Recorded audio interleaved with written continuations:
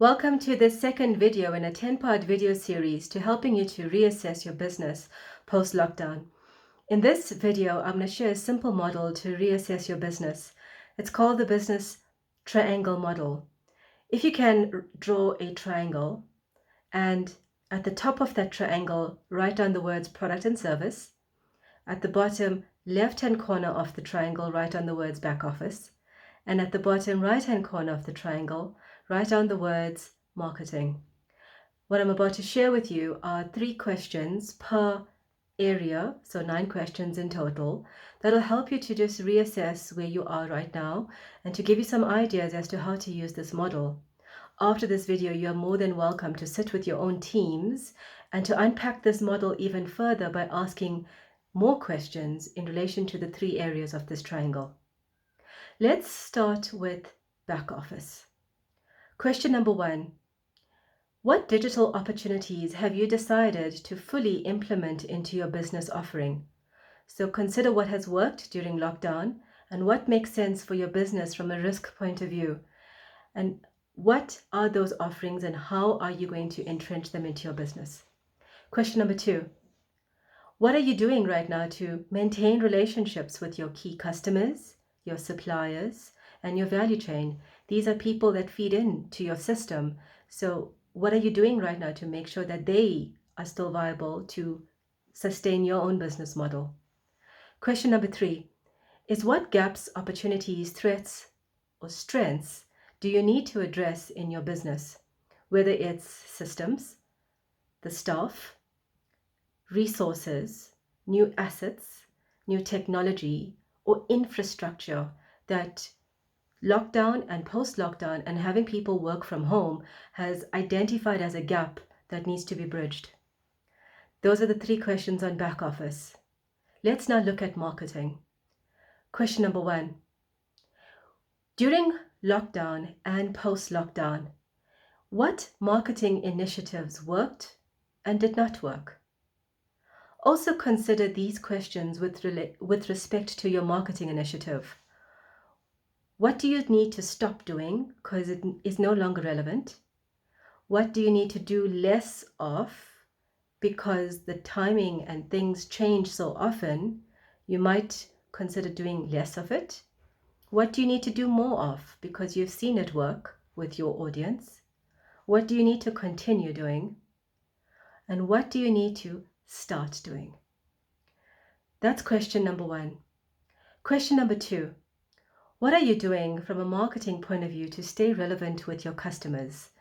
And this is a vital question because if you are too quiet during lockdown, it's easy for your customers to forget that you exist and find other ways to solving for their own needs.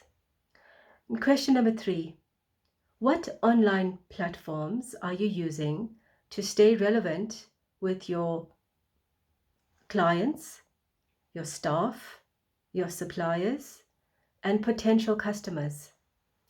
Those are the 3 questions for marketing. Let's now look at the 3 questions when it comes to product.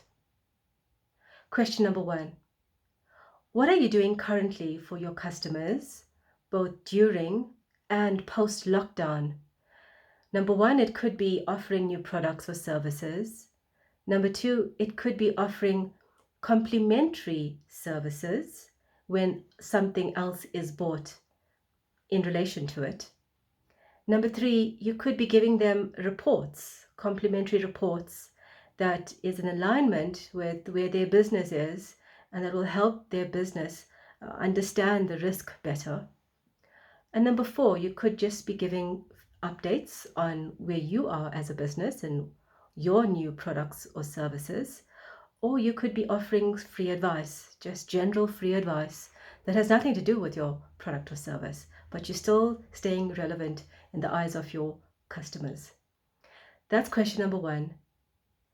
Question number 2 with product is, I want you to consider how has lockdown impacted how your company operates. So, is there any policies from a human resource point of view that needs to be changed? Because when you have people working from home and managing times and just how things get done, You might have seen a gap there.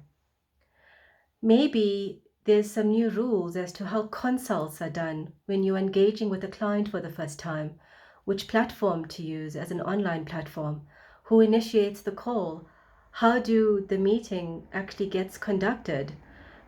The actual work itself needs to also be considered, where previously you might have had staff go to an audit, say, and obtain files from the client. These are some of the logistics that needs to be considered when working from home, especially if some of your staff are still going to continue working from home. And finally, it's all the tools and technology that is needed to enable working from home post-lockdown. All that back office procedures needs to be tied in. How is the invoicing going to be done? How is the time management going to be done? How is the billing at month end going to be done? So back office involves everything back of the scenes in order to get things done, and what needs to change post lockdown. That's question number 2. And finally, question number 3. What can you do to reach new customers or be relevant to your existing customers? There are 4 options here. Number 1, you could tailor and adjust your existing product or service for your existing customer.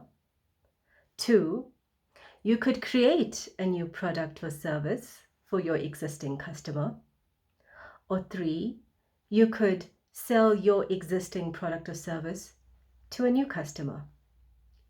Or 4, you could go into a completely new product or service line and sell this to a completely new client and customer base.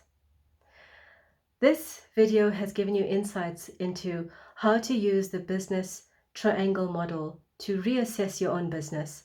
And like I said, I encourage you to go a little bit more deeper with this, because for the interest of time, I could have asked you much more questions, but it's more relevant when you sit with your own teams and assess your business from 3 aspects: your product and service, back office procedures, and marketing.